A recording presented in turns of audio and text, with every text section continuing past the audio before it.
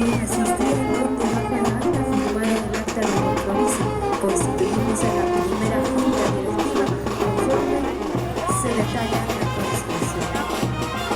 Presidente, profesor Gabriel Larico, muy esposa, señora Cristina Quispe. Del Cullaguada, San Francisco de Borja, en nuestra provincia de Yunguyo.